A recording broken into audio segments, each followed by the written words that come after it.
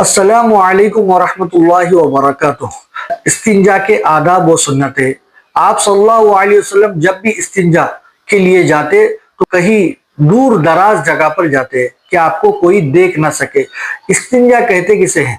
इस्तिंजा के माना है पेशाब और पाखाना करना, यानी छोटी और बड़ी नजासत को अपने आप से जाहिल करना। अब उसके आदाब और सुन्नतें क्या है कि जब भी आपको इस्तिंजा जाना है तो दूर जगह पर जाना है, कोई आपको देख ना सके, छुप कर इस्तिंजा करना है। इस्तिंजा के लिए ममनू जगहों से एहतराज करना है। ममनू जगह रास्ते पर या फिर कीड़े मकोड़े के सुराखों पर या फिर सायेदार दरख्त पर पेशाब नहीं करना है।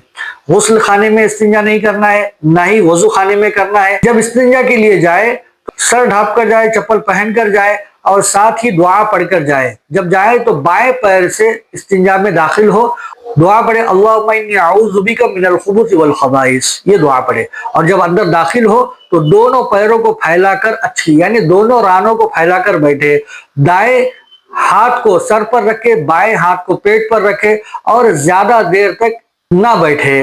कम वक्त में अपनी क़ज़ाए हाजत को दूर कर ले। जितनी जरूरत है उतना ही सदर खोले और वहां पर बातचीत ना करे, ना ही जिक्र कलाम करे। अगर छींक आ जाए तो अल्हम्दुलिल्लाह कह सकते हैं, वो भी दिल में। दाहिने हाथ से शर्मगाह को ना छुए, बाएं हाथ से शर्मगाह को धोना है और साथ में दुआ पढ़ना है गुफरानक अल्हम्दुलिल्लाहिल्लज़ी अज़हब अन्निल अज़ा व आफ़ानी। और जब बाहर निकले तो दाएं पैर से बाहर निकले और दोनों हाथों को अच्छी तरह से धो ले और अल्लाह तबारक तआला से दुआ करे कि जो नजासत मेरे अंदर थी उससे तूने मुझे नजात दे दी।